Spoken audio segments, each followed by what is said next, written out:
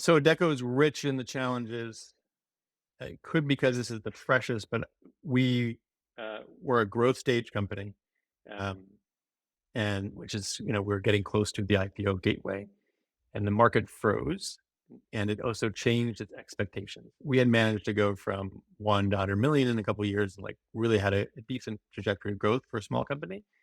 But the priority went from that to you need to be profitable. If you're not profitable, you can't be funded, almost universally across the board.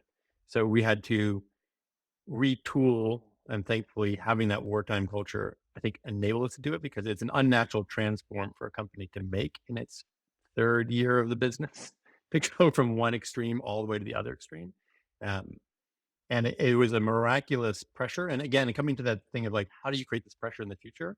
The outcome that it's had has been spectacular. We have still managed to grow, but we've managed to become near profitable in a span of a year and a half or so as we like retransformed everything at a high velocity of a business, right? Um, that was incredibly complex and took pretty much everyone on the team being free to make all their own choices to change the way, trucks were bought, to change the way buildings were run, to change the way like everyone across the entire company retooled their space, which would have been impossible in a command control culture to get done.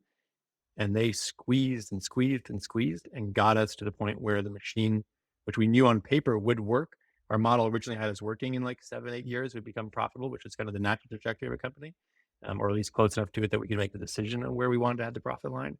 We had to do it in 4 Wow.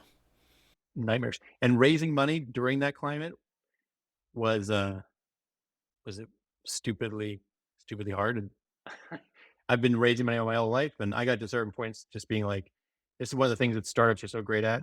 And I encourage anyone to follow your lead and the being in the startup world. You can't escape the responsibility. When you work inside of Pepsi and something goes wrong, it's the community around you that's failed. If something else, you don't do it. It got to the point where one of my few jobs is to help raise money. And if we didn't, we would be in deep trouble. And it was a deep soul search. Like, did I have the strength to do all of that it would take to get there? And you don't get that anywhere else. You don't get to see who you really are